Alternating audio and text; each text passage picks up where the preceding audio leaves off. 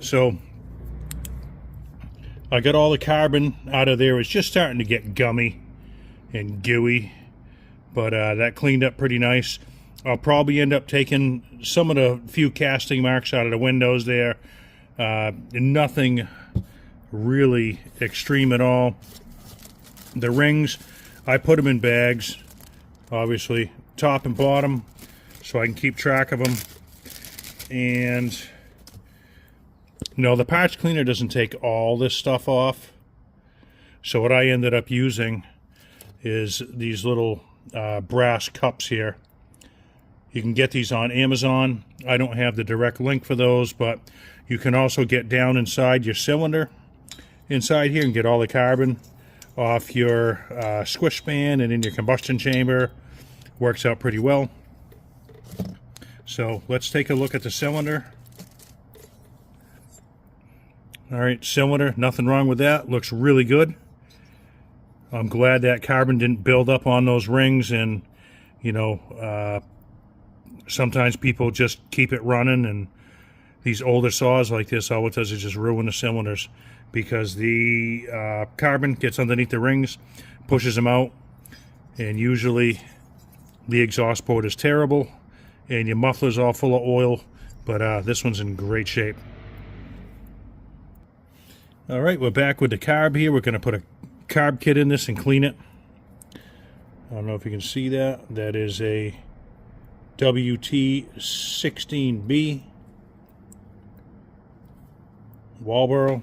So if you get nervous about doing stuff like this, take a picture of it. Just take a picture so you know how these caps go back on. Sometimes they only fit one way, but sometimes you get a little confused on which way they go, but you can take a picture if you want.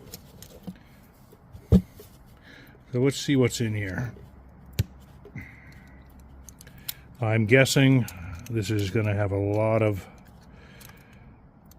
junk in here, possibly, but I don't know for sure. I just know the saw, they couldn't get it running, sat for a long time.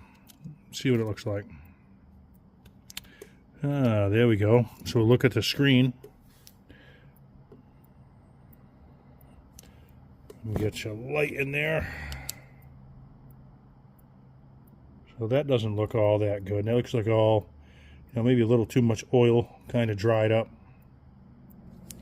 Okay. And then when I take these apart, I'll just lay this out, you know, exactly the way that it came apart. Keep an eye on how your gaskets come apart. And when I take this stuff off here, I just lay it down exactly how it come off so I don't get confused. All right, put that right there. Top down. Let's take off this side. That there.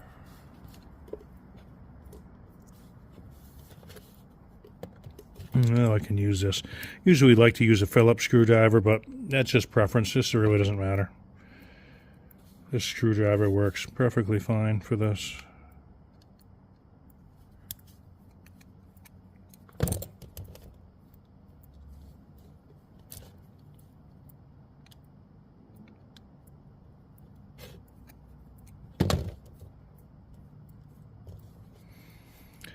All right, let's see what we have here. Sometimes you can give it a little tap with a screwdriver.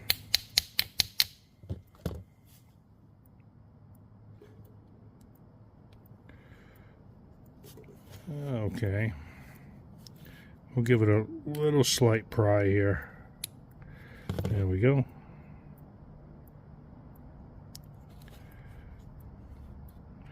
Okay, again, keep track of how these come off here. The thicker gasket on the bottom, your diaphragm on the top.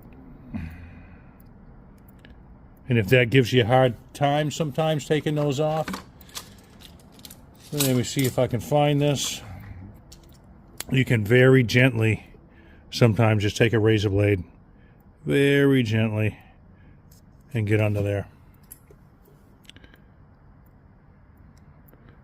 But to be honest with you, a little bit of fines on the top there. Yeah, this is a very decent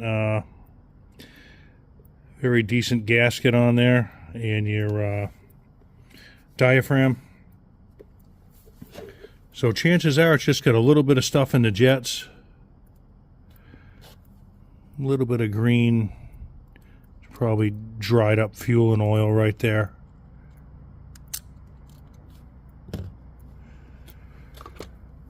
Okay, let's pull this off. So this probably isn't going to need very much. Not very much at all.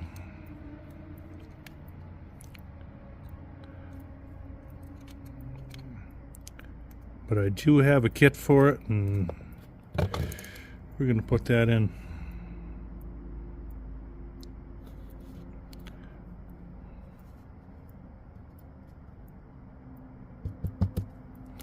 Whoop. This looks like super clean inside here. So, I don't know. Could have been the fuel lines. But I got all that stuff anyways, but you can also take and pull your little boot off here and then count how many turns your low speed. So this tells you, I don't know if you can see this, right on the bottom, your high and your low. So that goes on the saw this way.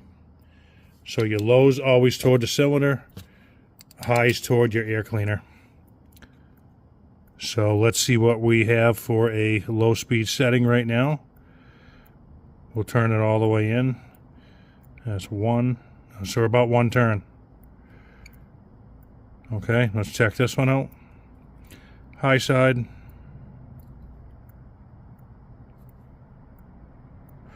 About one on that also. So at least we'll have an idea where to start. And let's pull these out of here, because we want to clean those too.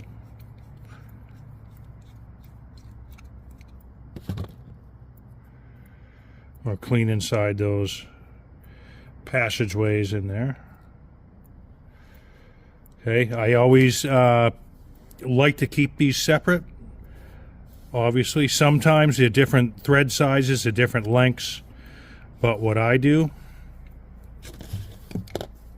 this might make it quite easy for you. So I'm going to do low, right? And then I sometimes will put one turn, so I'll know what that is. Okay, so we'll put high for the high jet, and that is also one turn. Just gives you an idea if you're unfamiliar. But everything just looks like really clean in here.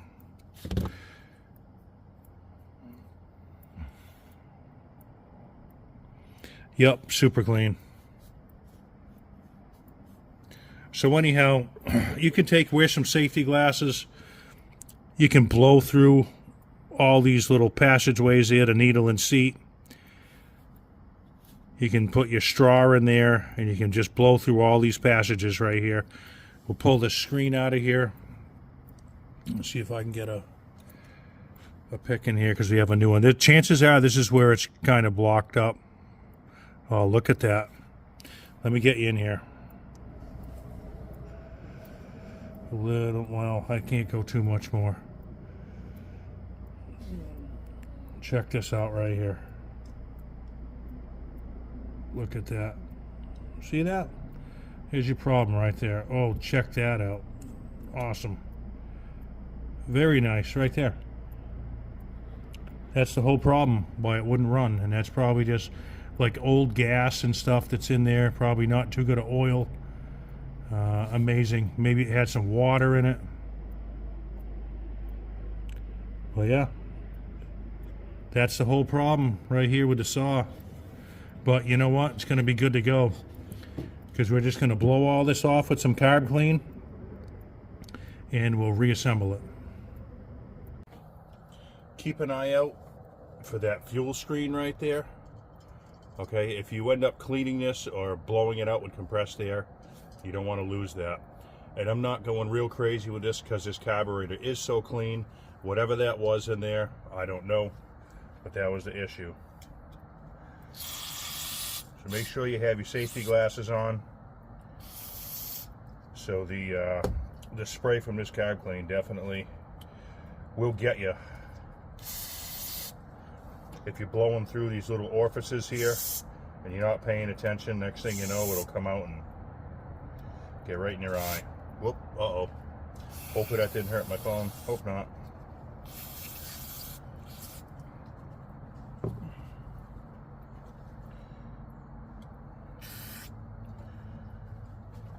Yep, blow through everywhere. Make sure it's all clean.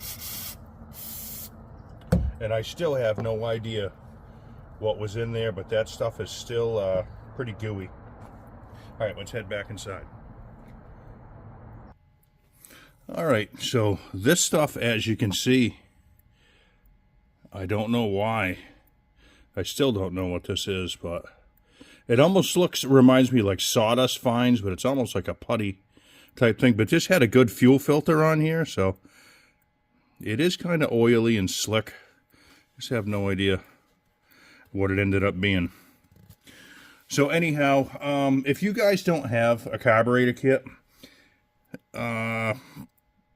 you don't really need to put one in for your average guy just cleaning the carb. Like I said, as long as these gaskets, they're not all brittle and everything else, they're in very good condition. So you can just take this with a little brush here. You can clean this off. You can blow it off. You can do whatever you want to do. Just be very gentle. And this diaphragm is still nice and soft. Okay, that's moving back and forth nice and easy. Even though I have a carb kit for this, we're going to go ahead and just put this on. And then we'll see how it turns out when we get it running, but it'll be fine.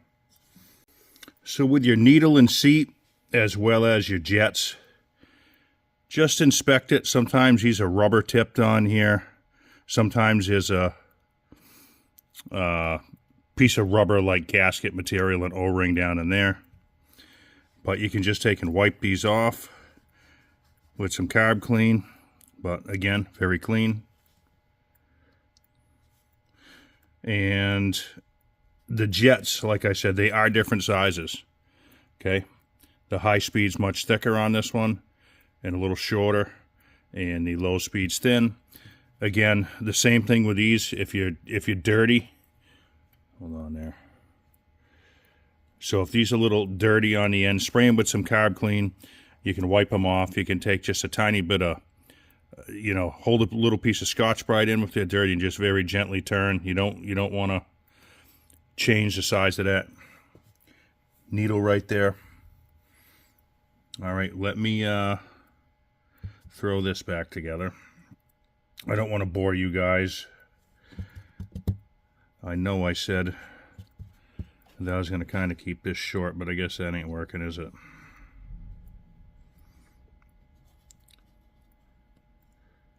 Now, you won't need to adjust any of this if everything was proper from the beginning. Since we just cleaned it, we're not changing this metering lever and all that now. Sometimes this can be tricky. Sometimes you can get it in there. Okay. Just have a little bit of patience.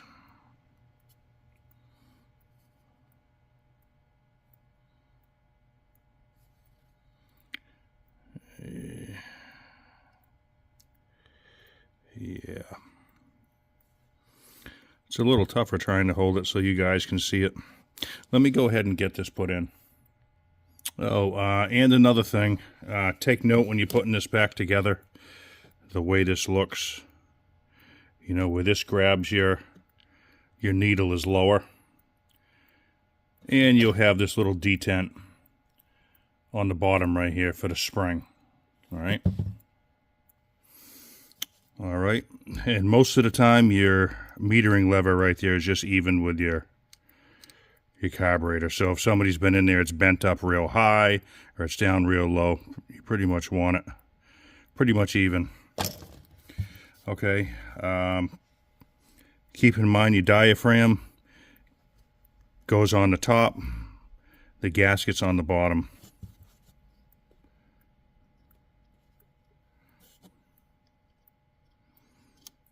And then if I remember right, the little vent hole was on this side. Okay, we got our screws in, just gently, just a tiny bit more than snug. Don't kill them. Once that gas gets in there, it'll swell them up a little bit. Okay, you don't want to crush them. Just want it to seal. All right, we got our gasket on the top here.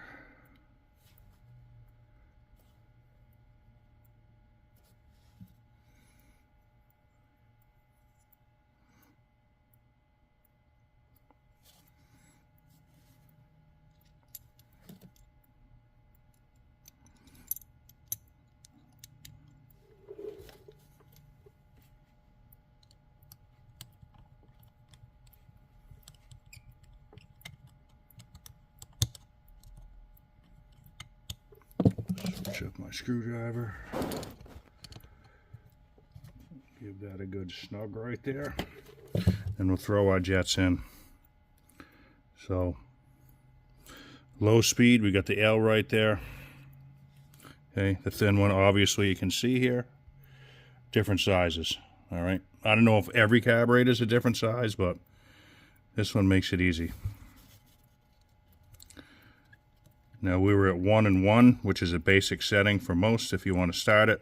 I don't know if anybody's played with this carb. Just run them down to the bottom. Very easy, just till it touches, so, you know, very easy. And then we'll back it out. Okay, so half a turn, 1 turn.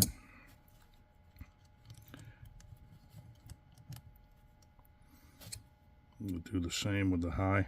There's that piece, still sticky.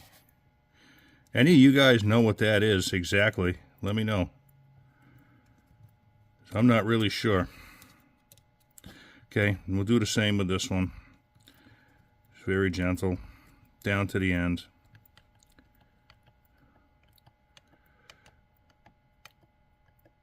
Nice and easy. Okay, it's bottomed out. Half, 1. Okay, and we'll throw our thing back on here, our little boot. And that's it for the carb. So, I guess the next video, I'll go ahead and put the crank seals and stuff in. I didn't want to make this video too long. I apologize for that. But anyhow, that'll give you an idea. If you guys have a fairly decent carburetor and just want to clean it up, don't have a kit, you can go ahead and do that. I'm not saying it's going to work for everyone. You might need to put a kit in, but as long as those gaskets are nice and soft, especially a running issue or no starting issue with this thing there, if you can luck out with just that, it's pretty much all it's going to need. All right. As usual, I appreciate you guys watching. Good luck working on your saws. And I will figure out what's next, and we'll put those seals in. Thanks again. Catch you next time.